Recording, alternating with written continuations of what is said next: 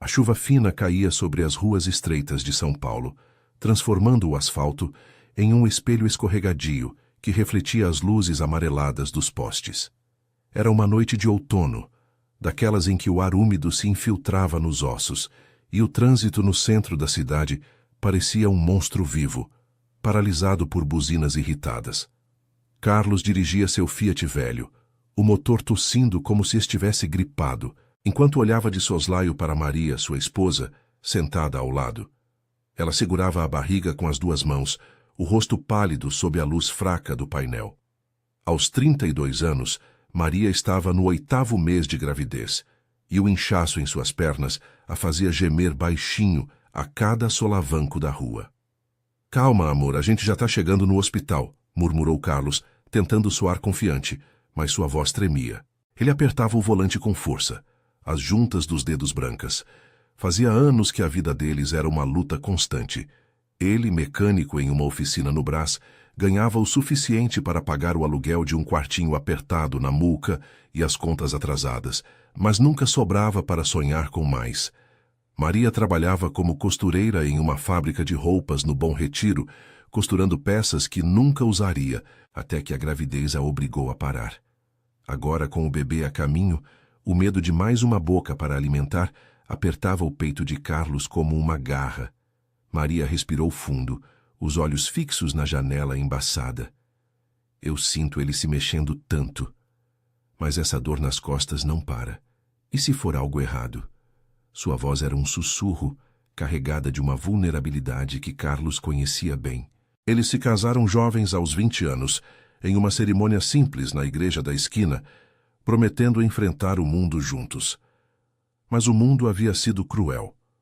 O pai dela, um viúvo teimoso que morava em um sobrado decadente na Vila Prudente, nunca aprovara Carlos, chamando-o de preguiçoso sem futuro.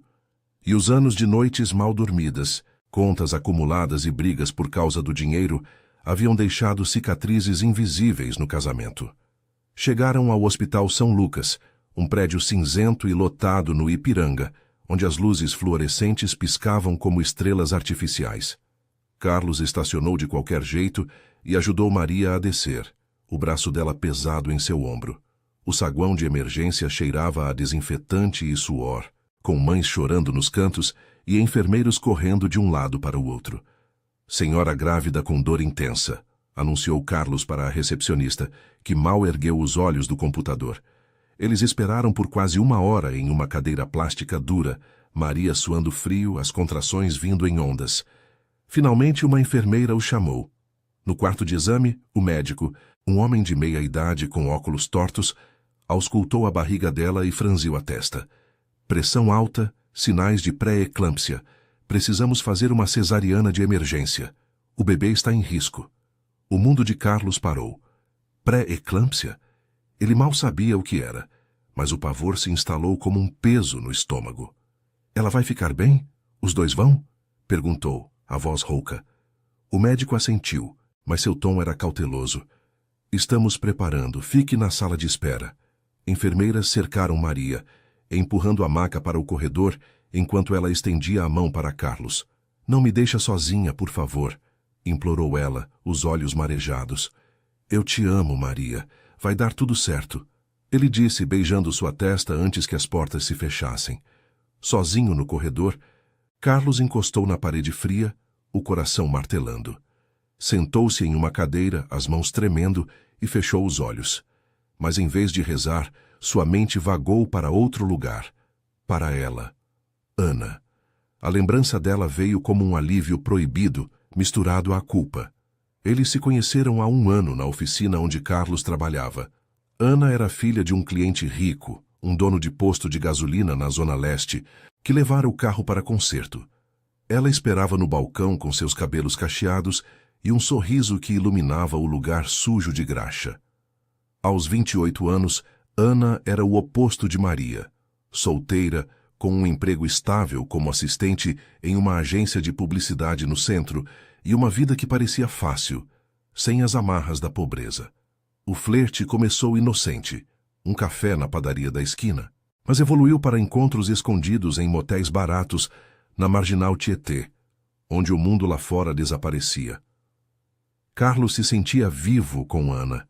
Ela ria das suas piadas ruins, ouvia suas frustrações sem julgar e o tocava como se ele fosse o único homem no planeta. Você merece mais do que isso, ela sussurrava nos lençóis amarrotados, traçando linhas em seu peito marcado por anos de trabalho braçal. Mas era errado, ele sabia. Maria carregava seu filho, e a traição era uma faca que ele cravava devagar no coração da família. O celular vibrou no bolso. Era uma mensagem de Ana. Ei, sumido. Tudo bem por aí? Saudade. Ele hesitou, os dedos pairando sobre a tela. O hospital ao redor zumbia com vozes abafadas, o cheiro de álcool antisséptico impregnando o ar. Em vez de responder, ele digitou. Preciso te ver. Agora. É urgente. Meia hora depois, Ana chegou, o casaco de lã molhado pela chuva, os olhos preocupados ao vê-lo no saguão. Carlos, o que aconteceu? É o bebê? Ele a puxou para um canto, longe dos olhares curiosos. Maria está na cirurgia, pré-eclâmpsia. Eles dizem que é sério. Sua voz quebrou, e Ana o abraçou, o perfume dela, algo floral e caro, contrastando com o caos ao redor. Eu sinto muito, murmurou ela, acariciando suas costas. Você está destruído. Quer que eu fique? Carlos ergueu o rosto, os olhos encontrando os dela. Naquele momento, com o medo da perda apertando seu peito, algo se rompeu dentro dele. A vida com Maria era uma prisão de rotinas exaustivas. Madrugadas na oficina, noites discutindo contas, o peso da responsabilidade que o esmagava. Com Ana ele via uma saída, um futuro onde não era só o provedor falido, mas um homem desejado. Ana, eu não aguento mais isso. Eu quero você. Para sempre. Ela piscou surpresa. O quê? Agora? Com ela lá dentro? Eu sei, mas é isso que eu sinto. Casa comigo. Eu te peço em casamento agora. Ele pegou a mão dela, o anel imaginário queimando em sua mente. Antes que Ana pudesse responder, a porta do corredor se abriu. Seu pai, o Sr. Roberto, um homem robusto de 60 anos, com bigode grisalho e terno impecável, entrava apressado. Ele havia sido chamado por Ana no caminho, sem detalhes. Seus olhos se arregalaram ao ver a cena. Carlos de joelhos, implorando a filha. Que diabos é isso? Trovejou Roberto, a voz ecoando pelo saguão. Enfermeiros viraram a cabeça, e Carlos congelou, o peso da traição se materializando como um soco no estômago. A cirurgia de Maria prosseguia atrás das portas fechadas, e ali, na frente do pai da amante, ele havia cruzado a linha que não tinha volta. A chuva lá fora intensificou, batendo nas janelas como um julgamento silencioso. O saguão do Hospital São Lucas parecia encolher sob o peso da voz de Roberto, que ecoava como um trovão abafado pelas paredes de azulejo rachado. A chuva batia furiosa contra as janelas embaçadas, transformando o mundo lá fora em um borrão cinzento de carros parados e pedestres encapuzados correndo pelas calçadas do Ipiranga. Enfermeiros pararam por um instante, olhares curiosos desviados para o trio no canto, onde Carlos ainda estava de joelhos, a mão de Ana congelada na sua. O cheiro de café queimado da máquina no balcão se misturava ao antisséptico, criando uma atmosfera sufocante que apertava o peito de todos. "Levanta daí, seu canalha!" rosnou Roberto, avançando com passos pesados, o casaco de couro rangendo contra o corpo robusto. Seus olhos, injetados de raiva e incredulidade, fixavam-se em Carlos como se ele fosse uma mancha de graxa em um carro novo. Aos 60 anos, Roberto havia construído seu império de postos de gasolina na Zona Leste com mãos calejadas e uma teimosia que não admitia fraquezas. Ele criara Ana sozinha após a morte da esposa, mimando-a com escolas caras na Liberdade e viagens para o litoral, mas sempre alertando sobre homens como esse aí que só querem sugar o que podem. Agora ver a filha sendo pedida em casamento por um mecânico casado, no meio de um hospital, era como um tapa na cara de toda a sua autoridade. Ana se afastou um passo, o rosto corando sob as luzes fluorescentes que piscavam erraticamente. "Pai, espera. Não é o que parece. gaguejou ela, a voz trêmula, mas seus olhos traíam a confusão. O casaco molhado grudava em sua blusa fina, e ela cruzou os braços, como se quisesse se proteger do furacão que era o pai. Há meses, ela sonhava com um futuro com Carlos, jantares em restaurantes simples na Vila Madalena, talvez uma casa própria longe da rotina sufocante do emprego na agência, onde passava horas editando anúncios para marcas que nunca compraria. Mas aquilo, uma proposta impulsiva no pior momento possível, seu coração acelerava, dividido entre o amor proibido e o medo de decepcionar o homem que tudo lhe dera. Carlos se ergueu devagar, as pernas bambas como se o chão de linóleo inclinado o puxasse para baixo. O suor escorria por sua testa, misturando-se à umidade do ar-condicionado quebrado que soprava ar morno. Senhor Roberto, eu posso explicar, murmurou, a voz rouca de vergonha e desespero. Ele limpou as mãos na calça jeans suja de graxa da oficina, sentindo o peso da traição como chumbo nos ombros. Maria estava lá atrás, na sala de cirurgia, lutando pela vida do filho deles. E ali ele estava, traindo-a de novo, expondo tudo para o mundo ver. A culpa o corroía por dentro.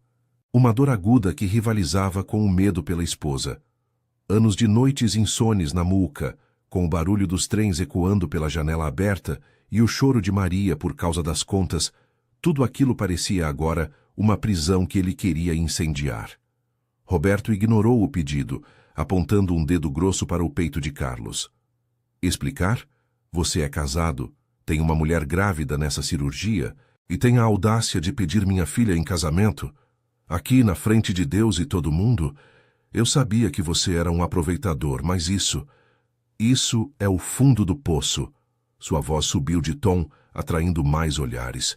Uma mãe no canto abafou um soluço e um segurança se aproximou devagar como se farejasse briga. Roberto havia descoberto os encontros dele semanas antes, por um recibo de motel esquecido no carro de Ana, mas ela jurara que era só uma aventura passageira. Agora, aquilo confirmava seus piores medos. Sua menina, com sua graduação em publicidade e sonhos de viagens para a Europa, sendo arrastada para a lama da pobreza. Ana interveio tocando o braço do pai. Pai, por favor, baixa a voz. Carlos está passando por um inferno agora. A Maria. Que ela pode não. As palavras morreram em sua garganta, e lágrimas brotaram em seus olhos castanhos. Ela olhava para Carlos, buscando respostas que ele não tinha. A proposta dele a pegara de surpresa, um misto de romance desesperado e egoísmo cru. Parte dela queria dizer sim, imaginar uma vida nova, longe das pressões do pai que a tratava como uma boneca de porcelana. Mas a outra parte via a destruição que aquilo causaria. A família de Carlos se desfazendo como um tecido puído na máquina de costura de Maria. Antes que Roberto pudesse retrucar, uma enfermeira de jaleco verde surgiu pelo corredor, o estetoscópio balançando no pescoço.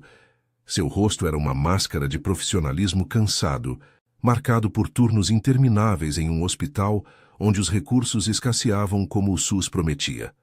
Senhor Carlos, a cirurgia da senhora Maria está progredindo. O bebê nasceu, um menino saudável, 8 quilos. Mas ela ainda está na recuperação. Houve complicações com a pressão. Pode entrar em breve, mas só um de cada vez. O anúncio caiu como um raio no grupo. Carlos sentiu o ar fugir dos pulmões. Uma onda de alívio misturada à náusea. Um filho. Seu filho. Mas as palavras complicações ecoavam em sua mente, um lembrete cruel da realidade que ele quase jogara fora.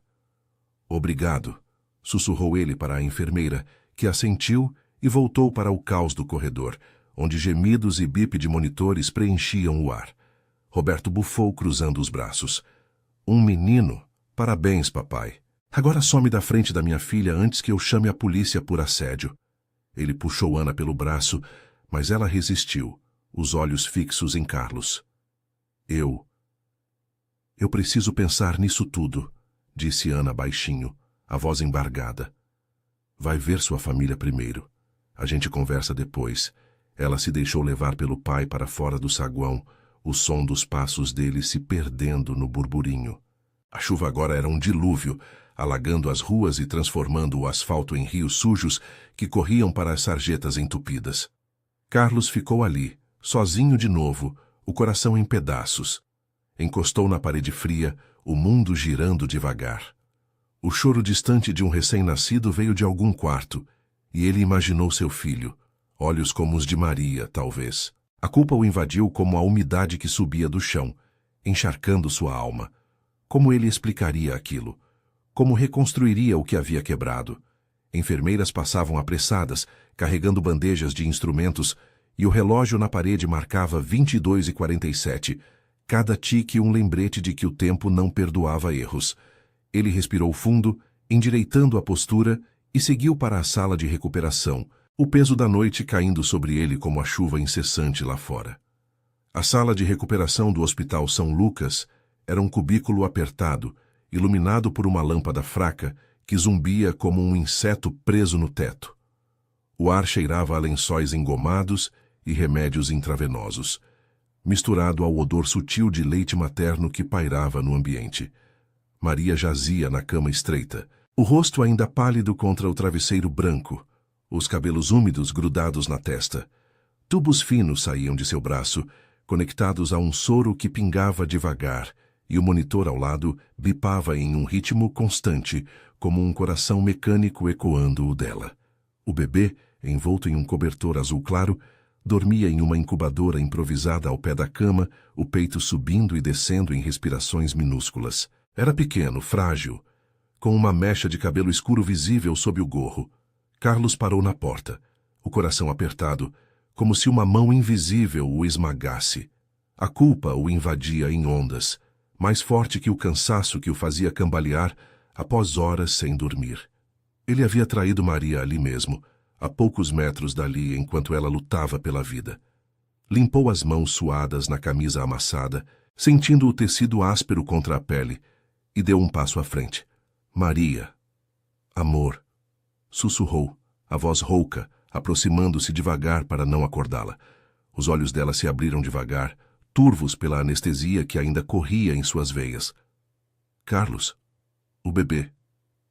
Ele tá bem? Sua voz era fraca, um fio de som que mal cortava o silêncio do quarto. Ela tentou se mexer, mas uma careta de dor cruzou seu rosto, e ela levou a mão à barriga, agora vazia e dolorida. Ele se sentou na beira da cama, pegando sua mão fria. Tá tudo bem. É um menino. Saudável, disseram. Você foi forte como sempre. As palavras saíam mecânicas, forçadas, enquanto ele lutava para conter as lágrimas. Olhou para o filho, o rostinho sereno que parecia uma mistura perfeita dos dois. O nariz reto de Maria, os lábios finos seus. Mas em vez de alegria pura, veio o peso. Como ele criaria aquela criança com as mãos sujas de graxa e um coração dividido? A oficina no Brás o esperava na manhã seguinte, com contas de luz piscando em vermelho no balcão, e agora mais uma boca para alimentar em um quartinho onde o teto pingava nas chuvas. Maria sorriu debilmente, os olhos se enchendo de um brilho maternal que o atingiu como uma facada. Vem cá, me deixa ver ele. Uma enfermeira, uma mulher de meia idade com uniforme amarrotado e olheiras profundas de turnos dobrados, aproximou-se e ergueu o bebê com cuidado, depositando-o nos braços de Maria. O choro baixo do menino rompeu o ar por um instante, um som agudo que encheu o quarto de vida. Olha só, nosso Pedro, murmurou ela tocando o rostinho com o dedo trêmulo. Eu escolhi o nome no caminho para o hospital. Pedro, como o santo que protege as famílias. Carlos engoliu em seco, o nome ecoando como um julgamento. Pedro, uma âncora para o que restava de sua família. Ele estendeu a mão, tocando o pezinho minúsculo que se contorcia no cobertor. A pele era macia, quente, e por um segundo o mundo lá fora, a chuva que ainda martelava as janelas, o trânsito engarrafado do Ipiranga, a traição que queimava em seu peito, pareceu distante. Ele é perfeito, Maria, igual você. Mas as palavras soaram vazias, e ele desviou o olhar, temendo que ela visse a mentira em seus olhos. Ela o observou, o sorriso esmaecendo um pouco. O que houve? Você tá com uma cara estranha. Tá tudo bem com você? Sua voz ganhava força, mas havia uma vulnerabilidade ali, forjada por anos de cumplicidade forçada pela necessidade. Eles haviam se conhecido na juventude, em uma festa de São João na Mooca, dançando forró sob luzes coloridas, enquanto o cheiro de milho assado enchia o ar. O amor era simples então, antes das contas das brigas por causa do dinheiro que nunca chegava, e do silêncio que crescia entre eles como mofo em paredes úmidas. É só o cansaço e o medo de te perder, mentiu ele apertando sua mão, mas a imagem de Ana surgiu em sua mente. O abraço dela no saguão, o perfume que ainda grudava em sua camisa, a proposta impulsiva que Roberto testemunhara. Como ele contaria? Ou pior, como esconderia? O pai de Maria, o velho teimoso da Vila Prudente, já o odiava o suficiente. Se soubesse da traição, cortaria qualquer ajuda que pudessem precisar, como os remédios caros para a pré-eclâmpsia que o SUS demorava a fornecer. A enfermeira voltou, checando o monitor com eficiência cansada. Ela precisa descansar. Visita curta, hein? A pressão está estabilizando, mas nada de estresse. Ela lançou um olhar para Carlos, como se soubesse dos segredos que pairavam no ar, e saiu, deixando o quarto em um silêncio pesado. Maria acenou com a cabeça, embalando Pedro contra o peito. Eu sei que a vida tá dura, Carlos, mas agora a gente tem ele. Vai dar certo. Eu volto pro trabalho na fábrica assim que puder, costurando aquelas blusas pro Bom Retiro. E você na oficina, ó. A gente vai sair dessa. Seus olhos imploravam por uma promessa, por uma faísca do homem que ela amara anos atrás. Ele assentiu, beijando sua testa salgada de suor. Vai dar certo, sim, eu prometo. Mas enquanto saía do quarto, o corredor estendendo-se como um túnel escuro, o celular vibrou no bolso. Era uma mensagem de Ana. Meu pai tá furioso.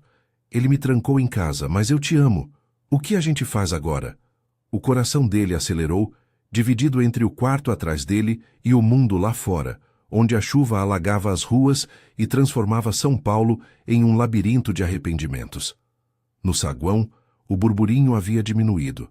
Era quase meia-noite, e as cadeiras plásticas estavam ocupadas por famílias exaustas, mães com crianças dormindo no colo, o cheiro de pão amanhecido da cantina misturando-se ao desinfetante. Carlos sentou-se em um canto, o corpo pesado, e digitou uma resposta rápida. Eu não sei, mas não desiste de mim. Enviou, sentindo o peso da mentira crescer. O pai de Maria, alertado por um telefonema da enfermeira, chegaria em breve. Ele ouvira o murmúrio no corredor. Como enfrentar o velho viúvo, com sua teimosia e olhos que viam através das fachadas? A noite se arrastava, e com ela, as rachaduras em sua vida se alargavam, ameaçando engolir tudo o que ele ainda podia salvar. Lá fora, um raio cortou o céu, iluminando o hospital como um flash de verdade inescapável. A chuva havia amainado para um chuvisco insistente, mas o ar noturno de São Paulo ainda carregava aquela umidade pegajosa que se infiltrava nas roupas e na alma. O saguão do Hospital São Lucas estava mais vazio agora, por volta da 1 da manhã, com as luzes fluorescentes lançando sombras longas nas paredes descascadas. O cheiro de desinfetante se misturava ao odor de cigarro clandestino vindo do banheiro dos funcionários, e o som distante de um aspirador de pó ecoava como um ronco abafado. Carlos estava afundado em uma cadeira plástica, o celular ainda quente na mão após a mensagem para Ana. Seus olhos ardiam de cansaço, e o peso do recém-nascido Pedro, aquele pacotinho frágil que ele mal tocara, parecia pressionar seu peito como uma responsabilidade esmagadora. Ele ergueu o olhar quando ouviu passos pesados se aproximando pelo corredor principal. Seu sogro, o Sr. Joaquim, surgiu como uma sombra imponente, o chapéu de feltro molhado pingando no chão de linóleo. Aos 58 anos, Joaquim era um homem de pele curtida pelo sol das obras na Vila Prudente, onde supervisionava uma pequena construtora que mal pagava as contas. Seu rosto era uma máscara de rugas profundas, os olhos castanhos afiados como lâminas sob as sobrancelhas espessas. Ele carregava uma sacola de plástico com frutas da feira noturna, bananas e laranjas, provavelmente para Maria, mas a expressão era de fúria contida, alimentada pelo telefonema da enfermeira sobre a complicação na cirurgia. "Carlos, seu desgraçado!" grunhiu Joaquim ao se aproximar, a voz baixa, mas cortante como uma serra. Ele parou a 2 metros, os punhos cerrados ao lado do corpo magro, coberto por uma jaqueta de brim desbotada. Eu estava em casa tentando dormir depois de um dia inteiro no canteiro de obras, e recebo a notícia que minha filha quase morre por causa dessa gravidez? E você, onde estava? Bebendo com os amigos da oficina. Carlos se endireitou, o coração disparando como um motor engasgado. Ele se levantou devagar, sentindo as pernas fracas após horas de tensão. "Sogro, calma. A Maria está estável agora. O bebê nasceu bem, é um menino. Ela está descansando." As palavras saíam apressadas, mas ele evitava os olhos do homem, fixando-se no chão rachado, onde poças de chuva infiltrada se formavam perto da porta. Joaquim bufou, jogando a sacola em uma cadeira próxima com um baque surdo. As frutas rolaram para fora, uma laranja quicando até os pés de Carlos. "Estável. A enfermeira falou em pré-eclâmpsia, pressão nas alturas. Isso é culpa sua, por forçar ela a trabalhar até o último minuto na porcaria daquela fábrica. Eu avisei desde o começo. Você não presta para ela. Um mecânico que mal chega no fim do mês, vivendo de migalhas no brás." Sua voz subiu, atraindo olhares de uma enfermeira noturna que passava com uma prancheta na mão. Joaquim havia perdido a esposa para um câncer 10 anos antes, e desde então via Maria como sua única âncora. A filha que ele protegia com unhas e dentes, mesmo que isso significasse brigas constantes com o genro. Carlos engoliu em seco, a culpa se revirando em seu estômago como azia. Ele pensou em Maria no quarto, embalando Pedro com aquele sorriso exausto e na traição que pairava como uma nuvem negra. "Eu fiz o que pude, dirigi na chuva, trouxe ela para cá rápido. Não é hora para isso, sogro. Ela precisa de nós dois agora." Mas sua voz tremia, traída pela imagem de Ana no saguão horas antes, do joelho no chão e da proposta que Roberto interrompera. Como Joaquim reagiria se soubesse? O velho já o chamava de parasita. Aquilo o transformaria em inimigo mortal. Joaquim avançou um passo, o dedo ossudo apontando para o peito de Carlos. "Nós dois? Você acha que eu vou fingir que está tudo bem? Minha Maria merece mais que um quarto apertado na muca, com vizinhos brigando o dia todo, e o trem passando de noite. Eu criei ela para ter dignidade, não para ralar como escrava no Bom Retiro." Seus olhos se umedeceram por um instante, uma rachadura na armadura de teimosia. Ele se lembrava da filha pequena, correndo pelo sobrado decadente com saias floridas, sonhando com uma vida melhor que a dele. Viúvo, endividado, dependendo de subcontratos irregulares para sobreviver na Vila Prudente, onde os aluguéis subiam como a inflação. Antes que Carlos pudesse responder, o celular dele vibrou novamente, um zumbido insistente que cortou o ar tenso. Ele o pegou por reflexo, e o nome Ana piscou na tela, uma chamada. O pavor o invadiu como um frio na espinha. Joaquim franziu a testa, inclinando a cabeça. "Quem é essa? Às tantas da noite?" A voz dele era um rosnado baixo, mas carregada de suspeita acumulada de anos. Carlos desligou o aparelho com o polegar trêmulo, enfiando-o no bolso. "Ninguém, só um colega da oficina. Problema com um carro." A mentira saiu fácil demais, mas o suor escorria por sua nuca, misturando-se à umidade do ar. Ele imaginava Ana em casa, trancada pelo pai furioso.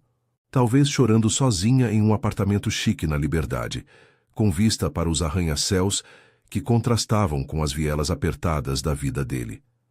Ela representava uma fuga, conversas leves sobre livros e viagens, toques que o faziam se sentir jovem de novo.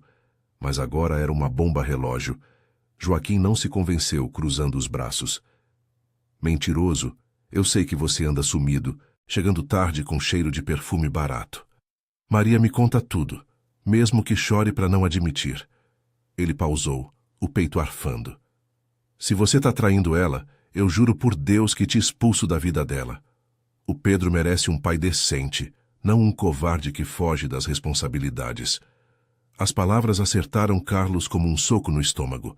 Ele recuou um passo, encostando na parede fria, o mundo girando devagar. A imagem de Pedro, com seus dedinhos cerrados, se sobrepôs à de Ana. E pela primeira vez, o arrependimento veio puro, sem a escusa da frustração. Anos de noites na oficina, consertando carros de gente rica enquanto sua família mal comia, haviam o corroído, mas aquilo, trair Maria enquanto ela sangrava na mesa de cirurgia, era o fundo do poço, como Roberto dissera. Vou ver ela agora, murmurou Carlos, desviando o olhar.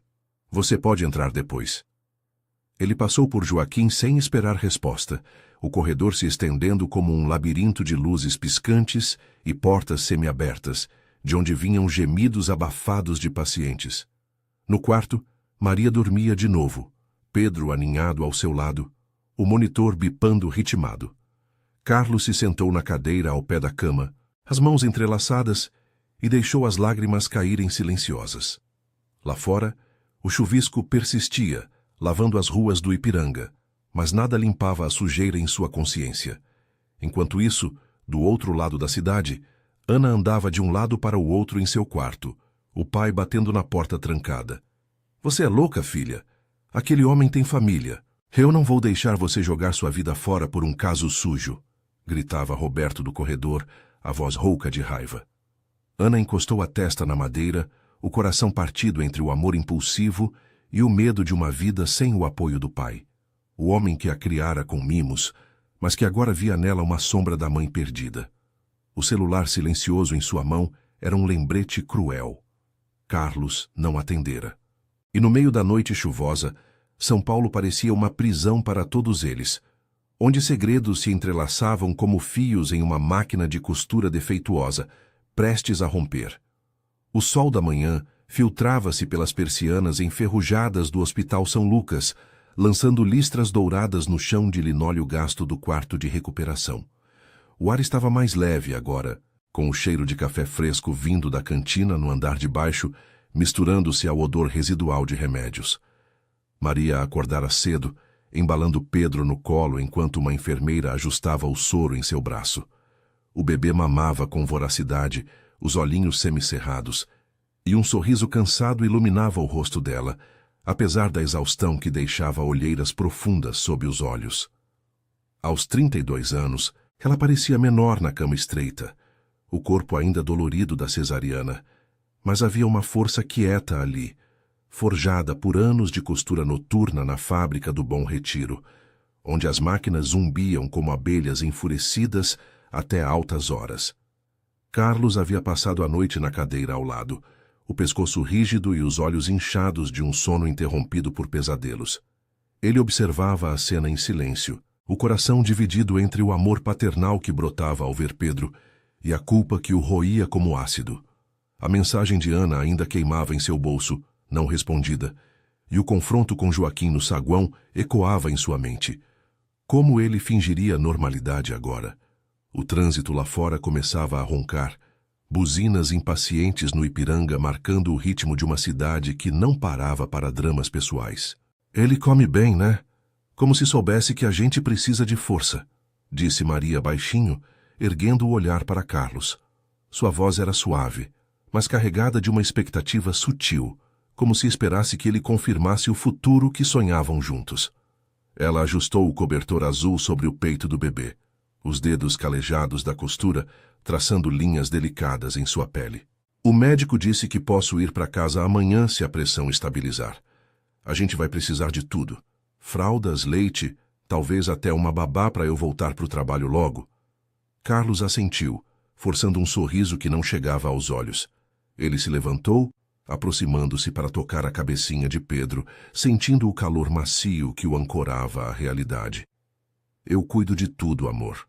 Vou pegar umas horas extras na oficina hoje, ver se o patrão libera um adiantamento. O Brás está cheio de carros precisando de conserto nessa época. Mas as palavras soavam ocas, e ele desviou o olhar para a janela, onde o céu de São Paulo se abria em um azul pálido, contrastando com a umidade que ainda pairava nas ruas alagadas da noite anterior. Anos de promessas vazias. Da próxima vez a gente muda para um lugar melhor. Eu arranjo um segundo emprego. Pesavam como correntes. Antes que Maria pudesse responder, a porta rangeu, e Joaquim entrou carregando uma sacola maior, com pães quentes da padaria da Vila Prudente e um bule térmico de chá de camomila. Seu rosto estava menos rígido agora, suavizado pelo amanhecer e pela visão do neto, mas os olhos ainda faiscavam com desconfiança ao pousar em Carlos. Bom dia, filha. Trouxe o de sempre, pão de queijo para você recuperar as forças. Ele se aproximou da cama, beijando a testa de Maria com uma ternura que raramente mostrava, e ergueu Pedro com cuidado como se fosse de porcelana. Olha só para o meu neto, forte como o avô. Vou ajudar com o que precisar, Maria. Dinheiro para fraldas, remédios, o que for. Maria sorriu, os olhos se enchendo de gratidão. Obrigada, pai, você sempre salva a gente. Havia uma história ali, não dita. Joaquim, viúvo e orgulhoso, mal conseguia pagar o sobrado decadente onde morava sozinho, com paredes mofadas e um quintal onde galinhas ciscavam entre entulhos de obras. Mas para a filha, ele era o pilar, o homem que a criara após a morte da mãe, ensinando-a a costurar para não depender de ninguém. Agora, com Pedro, ele via uma chance de redimir os erros do passado, de não deixar a pobreza engolir mais uma geração. Carlos sentiu uma pontada no peito, uma mistura de alívio e inveja. Eu agradeço, sogro, de verdade, vamos precisar. Ele estendeu a mão, mas Joaquim hesitou antes de apertá-la, o aperto firme demais como um aviso. Só cuida dela direito dessa vez, rapaz. Nada de sumir na oficina até de noite. A voz era baixa, mas o tom carregava o peso de suspeitas antigas. As noites em que Carlos chegava com desculpas esfarrapadas, o cheiro de perfume que Maria fingia não notar. A conversa fluiu em tons leves por um momento, com Maria contando como sentira as primeiras contrações na cozinha apertada da Muca. O vapor da panela de feijão subindo enquanto o trem passava roncando pela janela. Mas o celular de Carlos vibrou de novo, um zumbido insistente que cortou o ar como uma faca. Ele o silenciou rápido, mas Joaquim notou erguendo uma sobrancelha. Problemas no trabalho? É, um cliente, murmurou Carlos, o suor brotando na testa. Era Ana, provavelmente, implorando por uma resposta. Ele imaginava ela em casa, na liberdade, o apartamento amplo com móveis modernos contrastando com o caos da vida dele. Roberto a trancara, mas o amor dela era teimoso, como as raízes de uma árvore em concreto rachado. Eu volto logo, preciso resolver isso. Saindo do quarto, Carlos desceu as escadas lotadas, o eco de passos misturando-se ao burburinho de visitantes matinais, mães com flores murchas, pais com sacolas de supermercado. No saguão, o sol entrava pelas portas de vidro, iluminando poças secas da chuva e pilhas de jornais velhos. Ele atendeu a chamada no canto, longe dos olhares. Ana, não agora, meu sogro tá aqui e Maria tá acordada. Do outro lado, a voz dela saiu embargada, entrecortada por soluços. Carlos, meu pai não me deixa sair. Ele gritou a noite toda, disse que você é um trapaceiro que vai me arrastar pro fundo. Mas eu não aguento mais esperar. Quando você vai me buscar? Eu disse sim, lembra? Naquele momento eu quis dizer sim. Havia desespero ali, o tom de uma mulher criada em berço de ouro, mas cansada das expectativas. O emprego na agência onde editava propagandas falsas para produtos caros. As amigas casando com executivos, enquanto ela se contentava com motéis na marginal. Carlos encostou na parede, o coração martelando. Eu pedi em casamento no pior lugar possível. Minha mulher quase morreu, Ana, o bebê. Ele é real agora. Eu não sei mais o que sinto. As palavras escaparam, cruas, e ele ouviu o silêncio dela, pesado como o trânsito que rugia lá fora. Me dá tempo. Eu te amo, mas isso está destruindo tudo. Ana respirou fundo. Tempo? Você me pediu para sempre, e agora recua? Meu pai vai me mandar para fora de São Paulo se souber que insisto. Mas eu acredito em nós, Carlos. Você merece uma vida sem essa pressão toda, sem oficina fedendo a óleo, sem contas atrasadas. Eu posso ajudar com meu salário, talvez até convencer meu pai a te dar um emprego no posto. Havia uma esperança ingênua ali, ignorando as barreiras sociais que separavam seus mundos. Ela, com curso superior e viagens para o litoral. Ele, com mãos calejadas e noites insones. Ele desligou, o peito apertado, e saiu para a rua. O ar quente de outono o envolveu, com vendedores ambulantes gritando ofertas de pastéis na calçada e ônibus lotados, cuspindo passageiros suados. Caminhou até o Fiat estacionado, o motor gemendo ao ligar, e dirigiu de volta à Muca, as ruas estreitas cheias de crianças correndo atrás de bolas improvisadas. Em casa, o quartinho apertado o recebeu com o cheiro de mofo e panelas sujas na pia. Ele se sentou à mesa bamba, a cabeça nas mãos, enquanto o celular piscava com outra mensagem de Ana. Não me abandona, por favor. Horas depois, no hospital, Maria adormecia com Pedro ao lado, e Joaquim saía para buscar mais suprimentos, resmungando sobre ajudar enquanto é preciso. Mas, no fundo, Carlos sabia que o segredo vazaria, talvez uma mensagem vista por acidente ou o perfume que grudava em suas roupas. A cidade pulsava ao redor, com seus contrastes cruéis. Arranha-céus reluzentes no centro e favelas subindo morros na periferia. E ali, no meio, ele lutava para não se afogar na própria fraqueza, ansiando por um ato de coragem que salvasse o que restava de sua dignidade. O sol subia alto, mas as sombras em seu coração só se alongavam. Dias se arrastaram como o trânsito engarrafado da Avenida Paulista, com o sol escaldante de novembro, transformando o asfalto em uma frigideira e o ar úmido grudando na pele como uma segunda camada de suor. Carlos mal dormia no quartinho da Moca, onde o ventilador rangia no teto como um lamento constante, espalhando o cheiro de feijão requentado e fraldas sujas. Pedro chorava à noite, um som agudo que ecoava pelas paredes finas, misturando-se ao ronco dos trens que passavam pela linha férrea próxima. Maria voltara para casa 3 dias após a cirurgia, o corpo ainda fraco, caminhando devagar pela cozinha apertada enquanto preparava mingau para o bebê, os pontos da cesariana latejando sob a camisola folgada. Ela não reclamava, mas Carlos via o cansaço em seus olhos, olheiras que se aprofundavam como vales na pele morena, e um suspiro que escapava toda vez que se curvava para pegar algo na prateleira baixa. A gente vai se virar, Carlos. O leite está saindo bem, e o pai trouxe mais fraldas ontem, dizia ela com uma determinação quieta que o envergonhava. Aos 32 anos, Maria carregava o peso da família nas costas estreitas, costurando mentalmente um futuro de noites em claro e empregos duplos, enquanto o SUS agendava consultas distantes para checar a pressão dela. A fábrica no Bom Retiro ligara, cobrando o retorno, mas ela adiara, priorizando Pedro, que mamava com fome voraz, os olhinhos curiosos fixos no rosto da mãe. Carlos assentia, beijando sua testa salgada, mas por dentro, o nó no estômago apertava mais a cada mensagem de Ana no celular escondido. Ela bombardeava com textos. Eu sinto sua falta. Meu pai relaxou um pouco, mas ainda vigia. Quando a gente foge?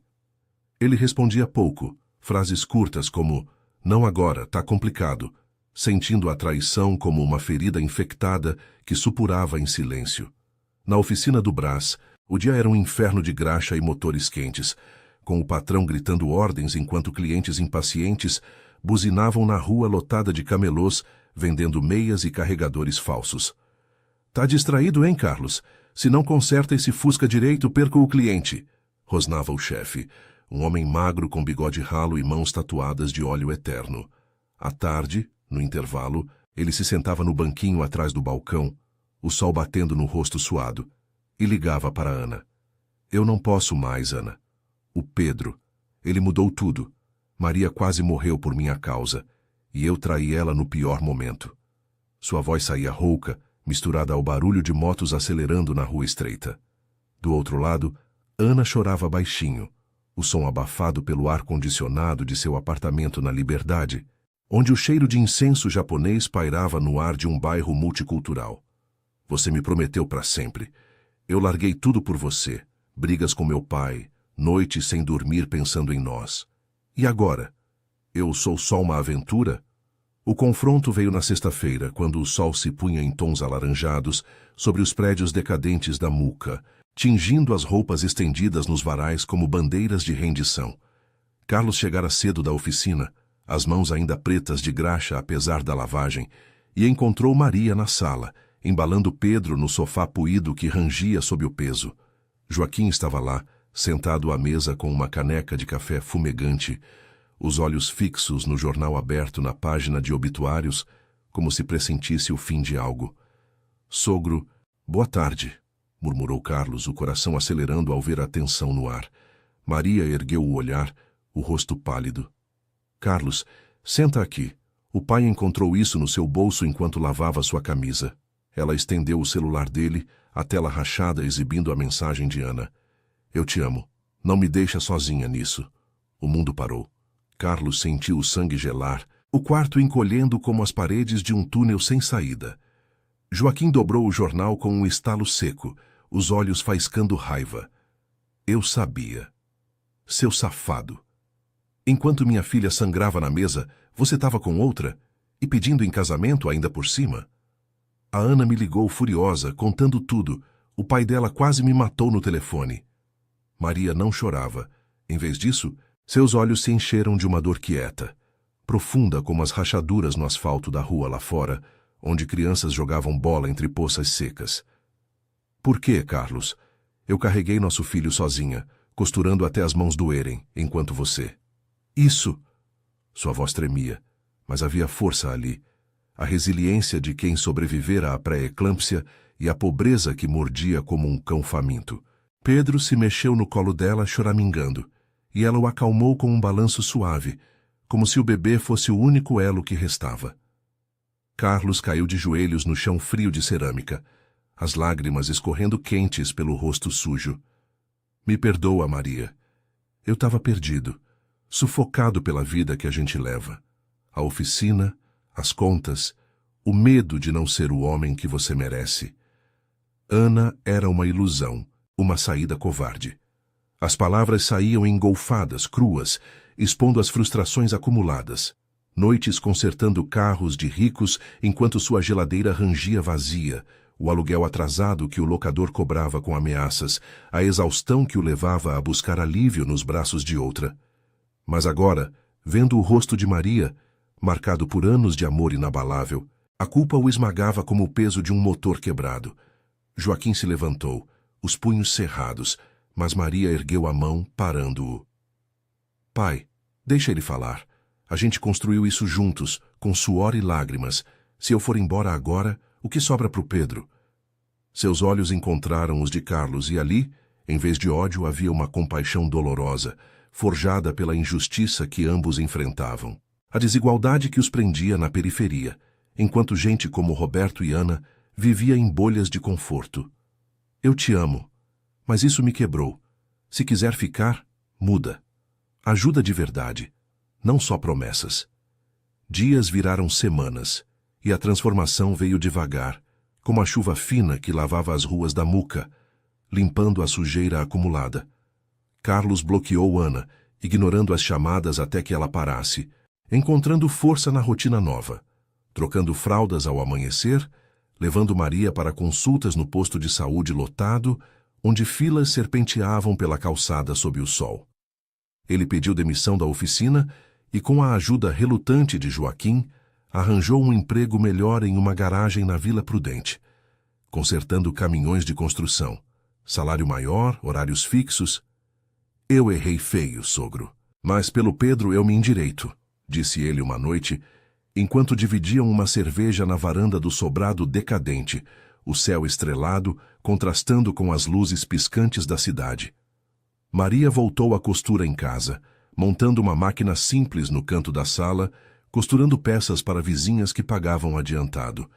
Pedro crescia forte, rindo com dentinhos aparecendo, e as noites de brigas deram lugar a conversas sussurradas na cama estreita, onde Carlos confessava seus medos, e Maria compartilhava os dela.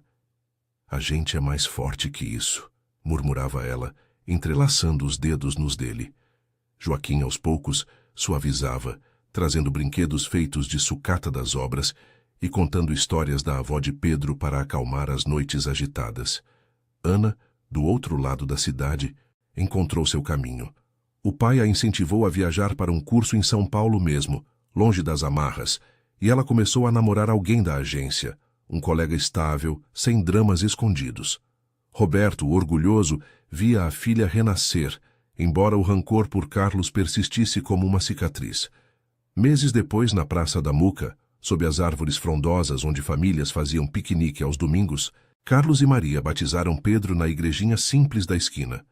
O sol filtrava pelas folhas e, enquanto o padre aspergia a água benta, Carlos apertou a mão da esposa, sentindo a redenção em cada gota.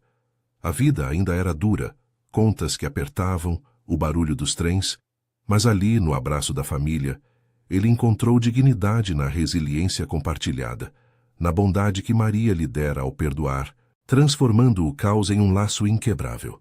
São Paulo pulsava ao redor, com suas injustiças e contrastes, mas para eles, o futuro era um fio costurado com paciência, forte o suficiente para aguentar as tempestades.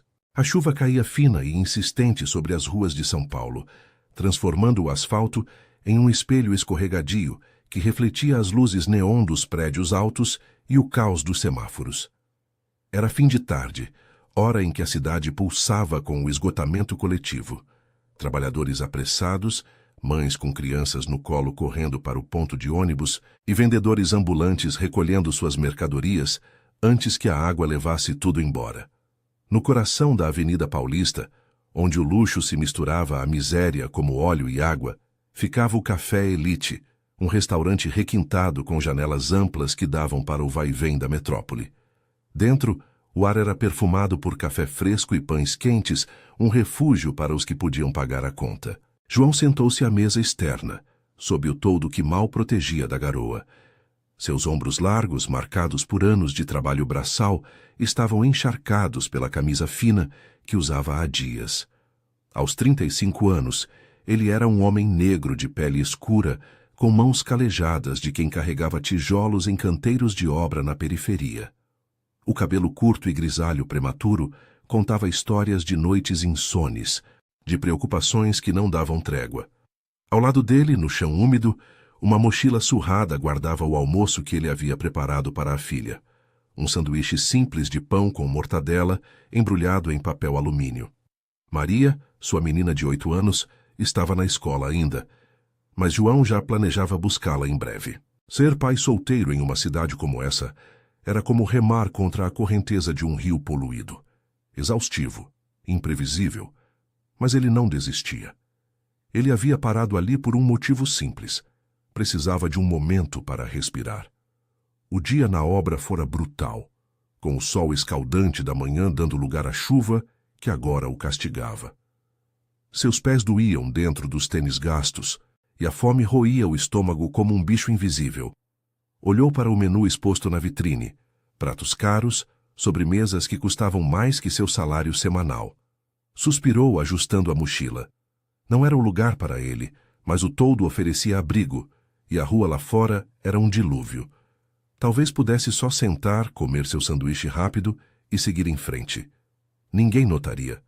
Do outro lado da rua, em um carro blindado preto, Laura observava o mundo através do vidro embaçado. Aos 42 anos, ela era a herdeira de um império de imóveis que dominava o skyline de São Paulo. Cabelos loiros impecavelmente cortados, maquiagem discreta que escondia as rugas do estresse corporativo, e um casaco de cachemir que valia o aluguel de um mês em uma favela. Seu dia fora preenchido por reuniões em salas envidraçadas, decisões que afetavam centenas de vidas, demissões em massa, expansões que engoliam bairros inteiros. Mas por dentro, Laura carregava um vazio que o dinheiro não preenchia. O divórcio recente, a solidão de uma mansão vazia e a culpa sutil de uma vida privilegiada que a isolava das pessoas reais. Ela decidiu descer do carro e entrar no Café Elite. O motorista esperaria. Precisava de um latte quente para acalmar os nervos. Ao passar pela mesa externa, notou o homem ali sentado, imóvel como uma estátua sob a chuva. Ele parecia deslocado, como se o mundo o tivesse cuspido ali por engano. Laura hesitou por um segundo. Em São Paulo, a desigualdade era palpável, um abismo que se media em metros de calçada. Mas algo na expressão dele, uma fadiga resignada, a fez parar. "Posso sentar aqui?" perguntou João, a voz baixa e rouca, apontando para a cadeira vazia à mesa dela. Ele havia se levantado ligeiramente, educado apesar do cansaço. Não era um pedido de esmola, era só necessidade. A mesa interna estava lotada de executivos e ali fora, pelo menos, ele poderia vigiar a hora no relógio público. Laura piscou, surpresa. Ninguém nunca pedia para sentar na mesa dela. As pessoas se afastavam, intimidadas pelo ar de superioridade que o dinheiro conferia. Olhou para a mochila dele, para as mãos que tremiam levemente de frio. Só se você comer também, respondeu ela, com um tom que misturava desafio e curiosidade. Não era pena. Era uma oferta impulsiva, como se quisesse testar os limites da própria bolha. João ergueu as sobrancelhas confuso. Comer? Aqui? Senhora, eu não. Eu tenho o meu, disse, apontando para a mochila. Mas o estômago traiu-o com um ronco audível, e ele corou, baixando os olhos para o chão molhado. Laura acenou para o garçom, um jovem de terno impecável que se aproximou com cautela. 2 menus completos, por favor. E um latte para mim. O garçom assentiu sem questionar. O cartão de crédito dela era lei ali. Ela se sentou, cruzando as pernas com elegância. Eu sou Laura. E você? João, murmurou ele ainda de pé, como se não soubesse se aceitava ou fugia. Sentou-se devagar, os músculos tensos. Obrigado, mas... Por quê? Eu nem te conheço. Ela deu de ombros, olhando para a chuva que agora tamborilava no toldo como um ritmo ansioso. Porque sim, porque essa cidade nos separa tanto que às vezes é bom lembrar que somos todos humanos, e você parece precisar de uma pausa tanto quanto eu.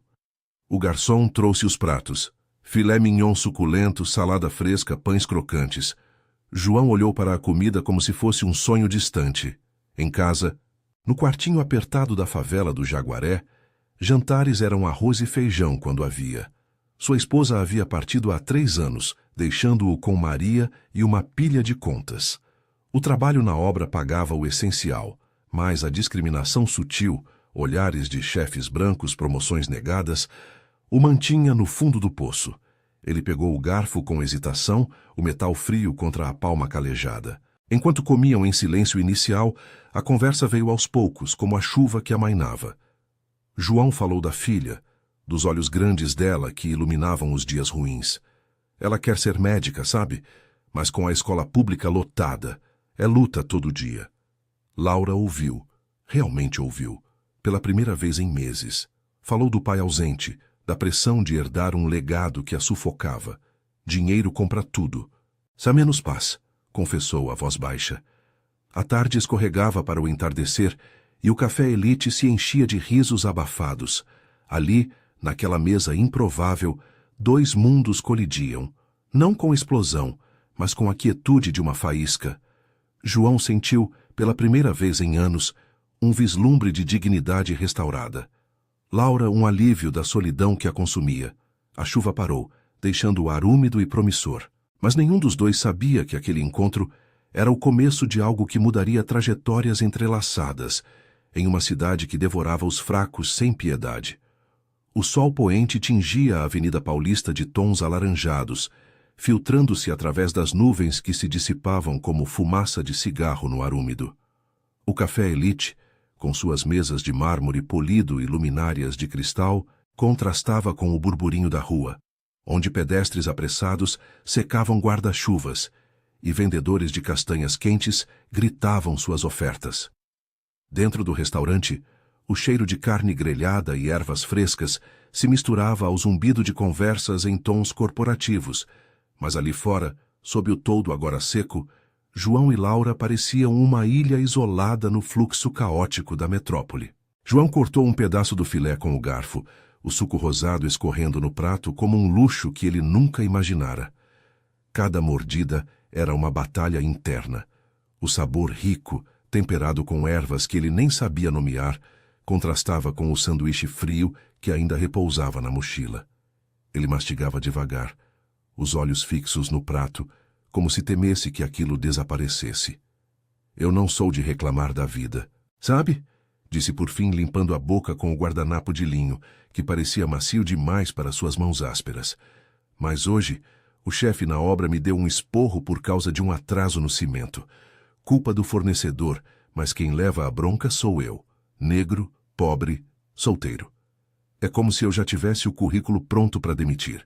Laura observava-o com uma atenção que raramente dispensava a estranhos. Seu latte esfriava na xícara de porcelana, o vapor subindo em espirais preguiçosas. Ela havia crescido em mansões na Zona Sul, onde o café da manhã era servido por empregados e as preocupações se resumiam a escolhas de joias ou viagens a Paris. Mas ali, ouvindo João, algo se remexia dentro dela. Uma culpa antiga, herdada do pai que construíra o império comprando terras baratas de famílias como a dele. Eu entendo um pouco disso, respondeu girando a colher na xícara. Não a parte da obra, claro, mas a pressão. Meu pai me ensinou que fraqueza é inadmissível. Ele morreu há 2 anos deixando tudo isso para mim. Prédios, contratos, decisões que eu nem sempre concordo. Semana passada, assinei a demolição de um cortiço no Brás. Centenas de famílias na rua e eu? Fiquei em casa, sozinha, bebendo vinho para esquecer. João ergueu os olhos, surpreso com a confissão. Ele havia lido nos jornais sobre os projetos dela, a Laura Almeida, a magnata que engolia bairros inteiros, mas vê-la ali vulnerável sob o casaco caro humanizava-a. Demolição? Tipo, casas como a minha. No Jaguaré, a gente vive com medo disso todo dia. Minha Maria. Ela desenha o quartinho dela na escola com janelas que não tem. Diz que um dia vai ter uma casa de verdade. Eu prometo, mas como? O aluguel come metade do salário e o resto vai para comida, remédios. A mãe dela me largou porque não aguentava mais a luta. 3 anos e eu ainda acordo achando que ela vai voltar. A conversa fluía como o trânsito que se acalmava na avenida, interrompida apenas pelo garçom que recolhia pratos vazios com eficiência silenciosa. Laura inclinou-se para a frente, os brincos de pérola balançando levemente. Maria soa como uma menina forte. O que ela mais gosta de fazer, além de desenhar sonhos impossíveis? Era uma pergunta genuína, sem o tom condescendente que João tanto temia em interações com pessoas como ela. Ele sorriu pela primeira vez, um sorriso cansado que iluminava as linhas profundas no rosto. Ela adora ler. Livros velhos que eu pego na biblioteca da escola. Quer ser veterinária agora ou médica, depende do dia. Mas a escola... é um caos. Turmas lotadas, professores exaustos, e ela voltando para casa com lição que eu mal entendo. Eu trabalho das 6 da manhã às 7 da noite, e quando chego é só banho, janta e cama. Semana passada, ela teve febre e eu levei para o posto de saúde. 3 horas na fila, debaixo de sol, para um paracetamol. Aqui em São Paulo, ser pobre é como correr uma maratona sem tênis. Laura sentiu um aperto no peito, imaginando a cena. A fila interminável nos postos da periferia. O cheiro de desinfetante misturado a suor. Mães como ele segurando crianças febris. Sua própria vida era consultas particulares em clínicas de luxo na Vila Nova Conceição, onde o ar-condicionado gelava até os ossos. Eu poderia. Quer dizer, se você quiser, eu conheço uma escola particular. Não é caridade, é só uma indicação. Minha sobrinha estuda lá, e eles têm bolsas para famílias como a sua. As palavras saíram hesitantes, como se ela testasse o terreno de uma ponte frágil. Não queria ofender, mas o impulso de ajudar era novo, cru, nascido daquela mesa compartilhada. João balançou a cabeça, mas não em recusa imediata. Seus dedos tamborilavam na mesa, um ritmo nervoso que ecoava o pulsar da cidade. Eu agradeço, Laura, de verdade. Mas eu não quero pena, quero é dignidade. Ontem, na obra, um colega branco ganhou promoção que era minha. Você é bom no braço, João, mas liderança é para outro nível, disse o chefe. Como se cor tivesse a ver com isso. Eu engulo por causa da Maria. Mas e se um dia eu não aguentar mais? O entardecer avançava, e as luzes da Paulista acendiam-se uma a uma, transformando a rua em um rio de neon. Laura pagou a conta com um gesto casual, o cartão deslizando como se fosse nada, mas seus olhos estavam fixos em João. Então não engula sozinho. Me dá seu número. Talvez eu possa te conectar com alguém na construção civil. Meu império tem obras por toda a cidade. Era uma oferta prática, enraizada na realidade dela, mas carregada de uma empatia que surpreendia até a si mesma. João hesitou, mas anotou o número em um guardanapo, dobrando-o com cuidado. Eles se levantaram, o ar fresco da noite trazendo o cheiro de asfalto molhado e comida de rua. João pendurou a mochila no ombro, sentindo o peso aliviado por um momento. Obrigado pelo almoço e pela conversa. Fazia tempo que eu não. Falava assim. Laura acenou, o carro blindado esperando a poucos metros. O prazer foi meu, João. Cuide da Maria, e quem sabe a gente se vê de novo. Enquanto ele se afastava pela calçada lotada, rumo ao metrô que o levaria de volta ao Jaguaré, Laura entrou no carro, o couro dos bancos abraçando-a como um casulo. Mas pela primeira vez, o luxo parecia vazio sem a conexão humana. No retrovisor, viu João desaparecer na multidão. Uma silhueta contra as luzes.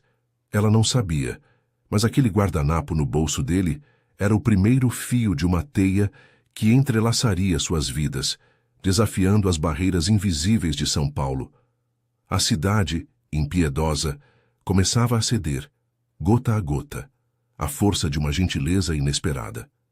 Dias depois, o sol de São Paulo queimava impiedente sobre o canteiro de obras no Butantã, uma das periferias que se estendiam como veias pulsantes da cidade. O ar estava carregado de poeira e o cheiro acre de cimento fresco, misturado ao suor de dezenas de homens que erguiam um condomínio de luxo, destinado a famílias que mal pisavam no chão da metrópole. João equilibrava uma pilha de tijolos nos ombros, os músculos protestando a cada passo no terreno irregular. Aos 35 anos, seu corpo era um mapa de cicatrizes invisíveis, as costas curvadas pelo peso acumulado, as mãos que sangravam sob as luvas rasgadas. Maria estava na escola, e ele contava as horas para buscá-la, imaginando o sorriso dela ao ver o pão com requeijão que comprara no mercadinho da esquina. Um luxo raro, graças ao troco extra do dia anterior. Mas o dia azedou rápido. O capataz, um homem branco de meia-idade chamado Roberto, aproximou-se com o rádio na mão, o rosto vermelho não só pelo sol. João, vem cá. O engenheiro quer falar com você. A voz era cortante, ecoando sobre o barulho das betoneiras. João largou os tijolos com cuidado, limpando o suor da testa com o antebraço. Seu coração acelerou. Ultimamente, os olhares do chefe eram mais frios, como se ele fosse uma peça descartável em uma máquina que não parava. Caminhou até a guarita improvisada, uma estrutura de compensado que cheirava a cigarro e café requentado. O engenheiro, um homem magro de óculos e camisa social impecável, folheava papéis sob o ventilador barulhento. João, senta aí. Olha, a gente está precisando reorganizar a equipe. Você é bom no trabalho pesado, mas precisamos de alguém mais estratégico para o turno da tarde. Amanhã você não vem mais. As palavras caíram como um soco no estômago. Demissão. Sem aviso. Sem indenização justa. João sentiu o mundo girar. O aluguel do quartinho no Jaguaré vencia na semana, e o remédio para a asma de Maria custava o que sobrava. Mas eu faço tudo aqui, senhor. 2 horas extras todo dia sem reclamar. Por que agora? Sua voz tremia, não de medo, mas de uma raiva contida que ele engolia há anos. Roberto cruzou os braços, o bigode fino se contorcendo em um sorriso falso. É ordem de cima, rapaz. E bem, você sabe como é. A empresa quer diversidade, mas no papel. Para foto. No chão é eficiência. Não disse o resto. Mas o subtexto pairava no ar úmido.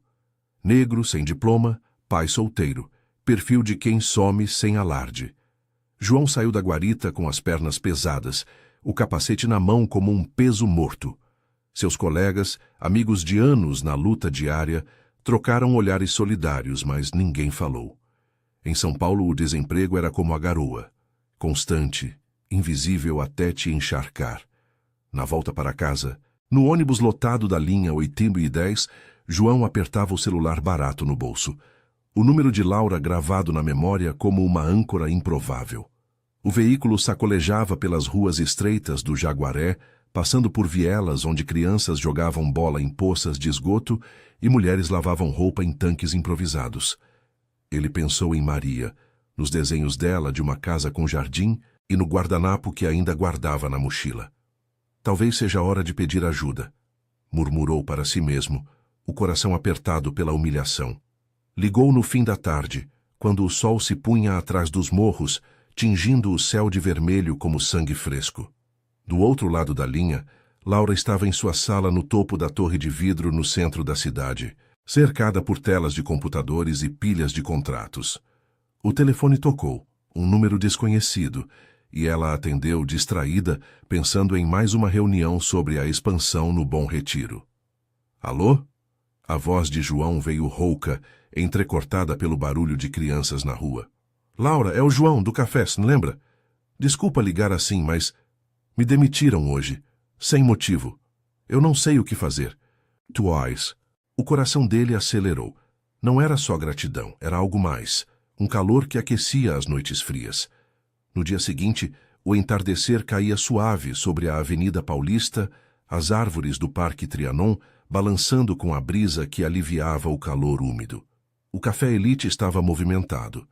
Executivos saindo de escritórios com pastas de couro, mas Laura reservara a mesa externa, sob o toldo que agora protegia do sol poente.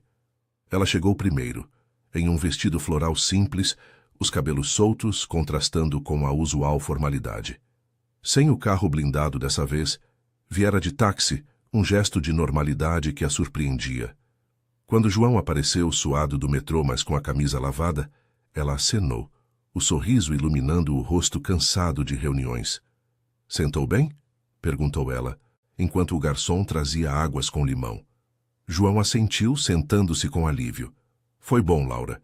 Melhor que o anterior. Mas ainda tem aqueles olhares. Sabe como é? Ele contou do engenheiro, da tensão sutil, e ela ouviu, os olhos azuis fixos nos dele, uma ruga de preocupação na testa. Eu sei, meu pai era assim nas obras dele. Via os trabalhadores como números. Mas eu mudei isso nas parcerias. Vou falar com o RH amanhã, garantir que não role besteira. Não era uma promessa vazia. Era ação, enraizada na culpa que ela carregava como uma herança pesada. A conversa derivou para Maria. Ela me ligou hoje, animada com uma excursão à biblioteca. Obrigado por isso tudo. João tocou a mão dela na mesa, um gesto breve que enviou faíscas. Laura corou levemente, retraindo os dedos. Eu que agradeço. Você me faz ver a cidade de outro jeito. Semana passada visitei o cortiço no Brás antes da demolição. Falei com as famílias, arrumei reassentamento. Não é o suficiente, mas é um começo. Seus olhos se encontraram, carregados de uma intimidade crescente, frágil como o vapor do chá que pediram.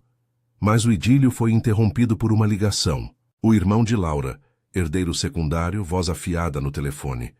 Laura, o que é isso de bolsas e contratações? A família não é ONG.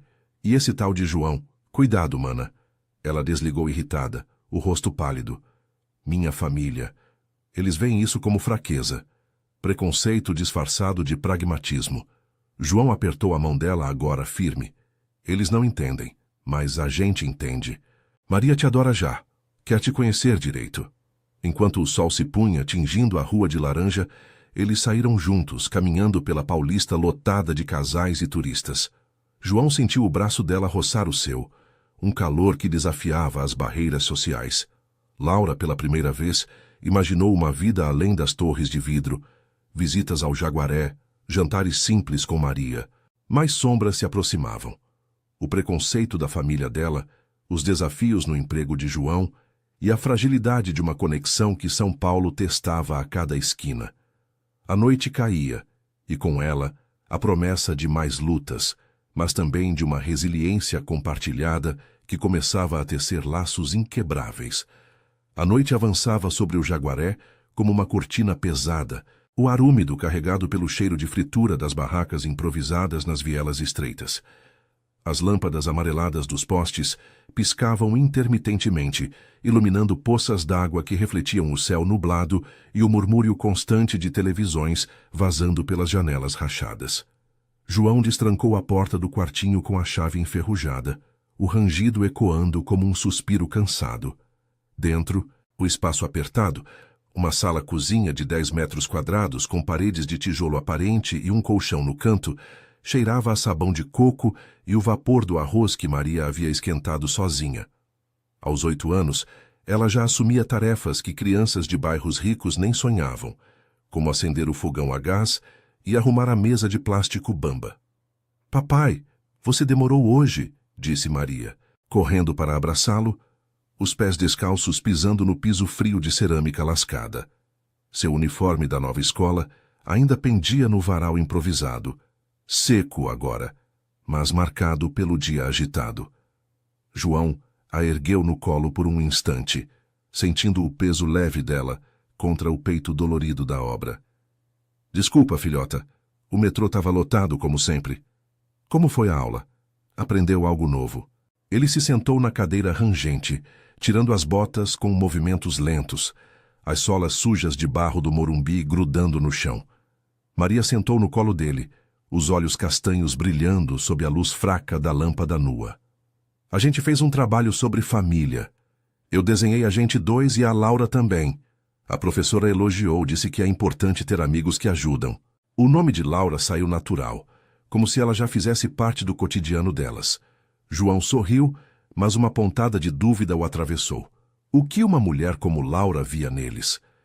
Ele havia caminhado com ela pela Paulista na noite anterior, o braço roçando o dela em meio à multidão de casais elegantes e vendedores de rua, sentindo um calor que ia além da gratidão. Mas o Jaguaré era um mundo à parte, e ele temia que aquilo fosse só um sonho passageiro. Enquanto preparava o jantar, feijão requentado com linguiça frita e farofa simples, João contou um pouco do dia, omitindo os olhares enviesados do engenheiro. "A obra está indo bem. Logo a gente vai poder pintar essa parede aqui, quem sabe?" Maria riu balançando as pernas. "E a Laura vai vir?" Ela prometeu os livros de história. Ele assentiu, o celular vibrando no bolso com uma mensagem dela. "Pensei em vocês o dia todo. Amanhã, que tal um passeio no Ibirapuera? Eu pego vocês às 10 horas. O coração dele acelerou. Era mais que ajuda. Era companhia, um fio que os ligava contra o isolamento da cidade. Na manhã seguinte, o sol escaldante de São Paulo derretia o asfalto das ruas do Jaguaré, transformando o bairro em um forno de concreto e metal retorcido. Ônibus passavam barulhentos, cuspindo fumaça preta, enquanto mães apressadas levavam crianças para a creche comunitária, as mochilas balançando como pesos extras. Laura chegou no carro simples que alugara, um sedã cinza sem blindagem para não chamar atenção, parando na esquina onde João esperava com Maria. Ela desceu, vestindo jeans e uma blusa leve, os cabelos presos em um rabo de cavalo que a fazia parecer anos mais jovem. "Bom dia. Prontos para o parque?" Maria correu para abraçá-la, como se fossem velhas amigas, e Laura retribuiu, ajoelhando-se para ficar na altura dela. "Você cresceu desde a foto que o papai me mostrou." O Ibirapuera era um oásis no caos urbano, com lagos espelhados refletindo o céu azul e ciclistas serpenteando pelas alamedas sombreadas por ipês floridos. O ar ali era mais limpo, perfumado por grama recém-cortada e o cheiro distante de churrasco nos quiosques. Eles caminharam devagar, Maria correndo à frente para alimentar os patos no lago, enquanto João e Laura seguiam lado a lado, o sol filtrando pelas folhas e aquecendo a pele deles. "Obrigado por isso", murmurou João, ajustando a mochila com água e sanduíches. "Maria tá radiante. Fazia tempo que não via ela assim, sem preocupações." Laura olhou para ele, os olhos suavizando a distância social que os separava. "Eu que agradeço. Minha vida é só reuniões e números. Aqui sinto. Viva. E você? Como tá na obra? Algum problema?" João hesitou, o vento leve bagunçando seu cabelo curto. "Tá melhor, mas ontem o engenheiro me chamou de lado de novo. Não se meta em confusão, João. Aqui é profissionalismo puro, como se eu fosse o problema só por existir." A voz dele saiu baixa, carregada pela raiva acumulada, os punhos cerrando-se involuntariamente. Em São Paulo, a discriminação era como o trânsito, invisível até te atropelar. Ela parou, tocando o braço dele com gentileza. "Eu vou resolver. Já falei com o RH, mas vou pressionar mais. Ninguém merece isso." Maria voltou correndo, com uma flor silvestre na mão. "Olha, Laura, para você." O momento dissipou a tensão, e eles sentaram em um banco sob uma árvore centenária, comendo os sanduíches enquanto Maria contava histórias da escola. Laura riu de verdade, um som leve que ecoava contra o barulho distante de aviões no aeroporto de Congonhas. Mas o celular dela vibrou insistentemente. O irmão, de novo. Ela atendeu, afastando-se um pouco. O que foi, Paulo? Não, eu tô ocupada. E sim, tô ajudando pessoas reais. Não só assinando papéis, para de me julgar. Quando voltou, o rosto estava tenso, as bochechas coradas. Meu irmão. Ele descobriu sobre o emprego do João e a bolsa da Maria. Disse que é risco para a imagem da família, como se a gente fosse intocável. João sentiu um aperto no peito, a realidade batendo como uma onda fria.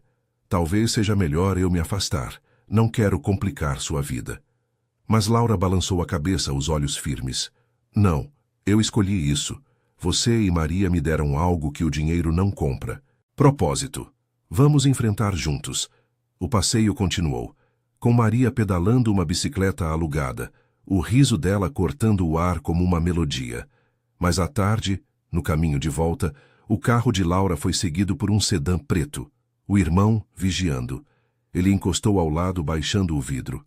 Laura, entra no carro, isso é ridículo. Um operário? Pai ficaria envergonhado. As palavras saíram afiadas, o tom carregado de superioridade que ecoava salas de reunião na Zona Sul. Maria encolheu-se no banco de trás, os olhos arregalados. João apertou o volante que Laura lhe deixara dirigir, a raiva fervendo. Deixa ela em paz, ela sabe o que quer. Laura desceu, confrontando o irmão pela janela. Chega, Paulo. Você vive de mesada e acha que sabe de vida. João é mais homem que você e o resto da família junta. Sai daqui. O sedã acelerou, deixando poeira no ar, mas o estrago estava feito. Maria choramingou baixinho, e João parou o carro em uma rua lateral, abraçando-a. Tá tudo bem, filhota. A gente é forte. Laura sentou ao lado, limpando as lágrimas de Maria com um lenço. Desculpa por isso, mas eu não vou deixar eles nos separarem. Amanhã, vou ao escritório e coloco um fim nisso. De volta ao Jaguaré, o sol poente tingia as fachadas irregulares de laranja, enquanto vizinhos batiam papo nas portas, o cheiro de café coado misturando-se ao de esgoto. João e Laura se despediram com um abraço demorado, Maria já dormindo no colo dele. Obrigado por defender a gente, sussurrou ele, sentindo o perfume dela contra a pele suada. Você mudou tudo. Laura sorriu, os olhos úmidos. Ainda não acabou, mas juntos a gente vence essa cidade. Naquela noite, deitado no colchão ao lado de Maria, João ouviu o barulho de sirenes distantes e o ronco de motores na avenida. A conexão com Laura era um farol na escuridão, mas as sombras da família dela e os preconceitos no trabalho ameaçavam engoli-los. Ele sabia que o próximo passo seria decisivo. Uma luta por dignidade que testaria não só o amor nascente, mas a resiliência de todos eles em uma metrópole que devorava os vulneráveis sem remorso. A luz da manhã filtrava-se pelas frestas da persiana improvisada no quartinho do Jaguaré, pintando listras douradas no chão de cerâmica rachada. O ar estava parado, carregado pelo cheiro de pão amanhecido e o zumbido distante de aviões sobrevoando Congonhas. João acordou com o corpo pesado, os músculos ainda doloridos da obra no Morumbi, mas o peso no peito era outro. A cena do dia anterior, o irmão de Laura cuspindo preconceito como veneno, Maria encolhida no banco de trás. Ele se levantou devagar, evitando acordar a filha, que dormia enroscada no cobertor fino, o rostinho sereno contrastando com o caos da noite. Na cozinha improvisada, acendeu o fogão e preparou o café coado, o vapor subindo como uma promessa incerta. São Paulo acordava lá fora, com o ronco dos ônibus e os gritos de vendedores na rua, um lembrete de que a luta não parava. Maria se mexeu, esfregando os olhos. Papai, a Laura vai vir hoje. Ela disse que ia resolver tudo. A voz dela era uma mistura de esperança e dúvida infantil, os cachinhos bagunçados caindo sobre a testa.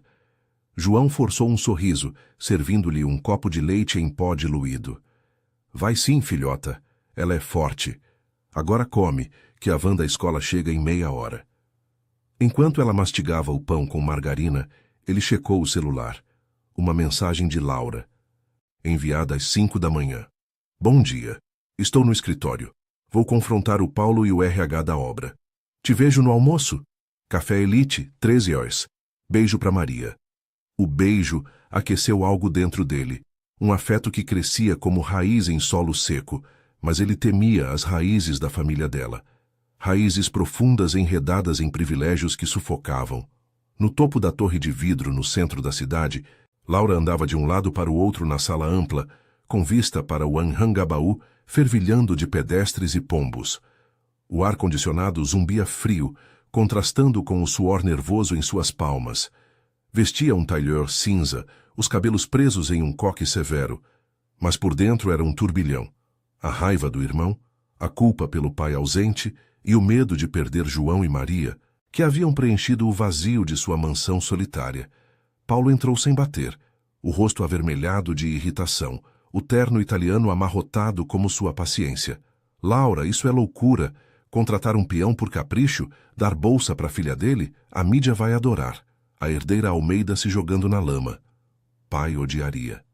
Ela parou, os olhos flamejando. Pai odiava tudo que não era lucro, Paulo. Ele construiu isso pisando em gente como o João, demolições sem dó, salários de miséria. Eu não sou ele. João é honesto, trabalha duro apesar de tudo. E Maria? Ela merece uma chance, não uma vida no esgoto do Jaguaré. Paulo riu, amargo, sentando na poltrona de couro. Honesto? Ele é um oportunista. Negro, pobre, pai solteiro, clássico. Você acha que ele quer você ou o que você dá? Acorda. Mana, a família tem imagem. As palavras cortaram como lâminas, ecoando o preconceito velado das salas de jantar da Zona Sul, onde jantares eram regados a vinho importado e piadas sobre aqueles de baixo.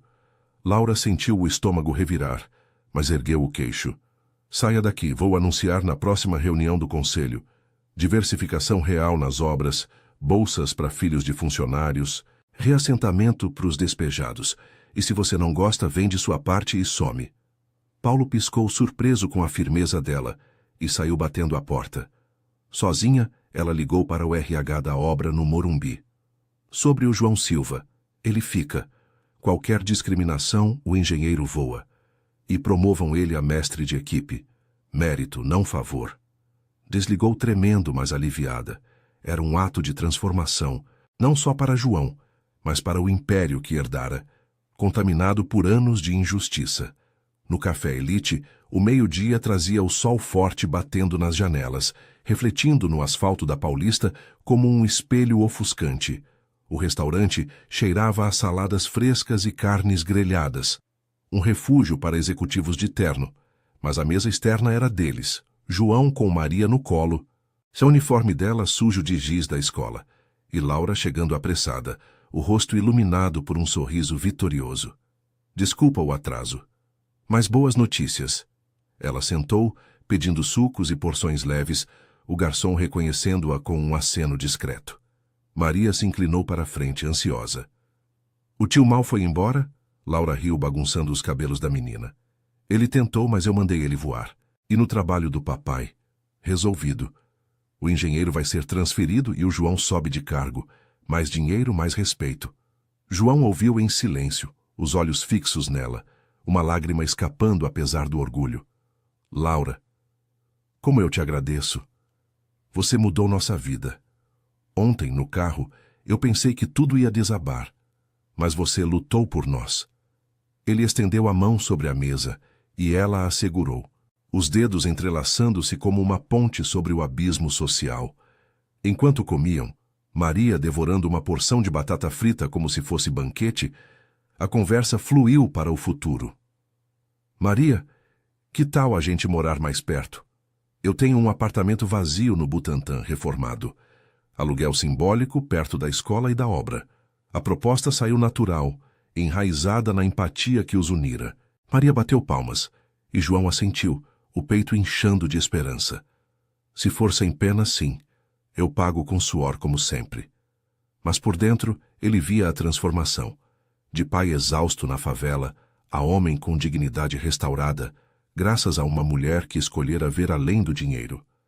A tarde escorregava, e eles saíram caminhando pela avenida, Maria entre os dois, segurando as mãos. O sol aquecia a pele, o vento levando o cheiro de castanhas assadas e escapamento. Laura parou em uma banca de jornal, comprando livros para Maria, histórias de superação, de meninas que venciam o mundo. Isso é para você lembrar. A gente é maior que as sombras. João sentiu o amor crescer, quieto e profundo, como as raízes de uma árvore no concreto. Mas a cidade testava. Um pedestre rico lançou um olhar enviesado, murmurando algo sobre mistura. Laura apertou a mão dele. Ignora. Eles não entendem. Dias viraram semanas e a mudança veio gradual, como a garoa que lavava São Paulo.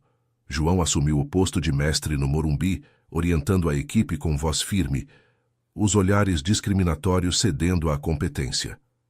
O apartamento no Butantã era simples, mas tinha janelas amplas e um quintalzinho onde Maria plantava flores. Laura visitava toda a noite, ajudando com lições e cozinhando pratos que misturavam o requinte dela com a simplicidade dele. Feijão com ervas finas, arroz com toques de azeite importado. A família dela resistiu. Paulo boicotou reuniões, mas Laura o isolou, doando parte dos lucros para projetos sociais nos cortiços. Uma noite chuvosa no apartamento iluminado por lâmpadas quentes, Maria dormia no quarto novo, e João e Laura sentaram no sofá gasto que ele trouxera. A chuva tamborilava na janela, o som ritmado como um coração compartilhado. "Eu te amo", disse ele, a voz rouca de emoção puxando-a para perto. Ela se aninhou, o casaco de cachemira esquecido no cabide. "Eu também. Você me salvou da solidão. Juntos, a gente constrói algo real." O beijo veio suave, selando não só um romance, mas uma aliança contra as injustiças da metrópole. São Paulo, com suas torres e favelas, avenidas e vielas, continuou seu pulso impiedoso. Mas para eles, a cidade cedeu. Atos de bondade transformaram vidas, tecendo dignidade onde havia só luta. Maria sonhava alto, João erguia-se com orgulho, e Laura encontrava paz na humanidade que abraçava. Naquela chuva fina, o futuro brilhava, gota a gota, como esperança em meio ao caos.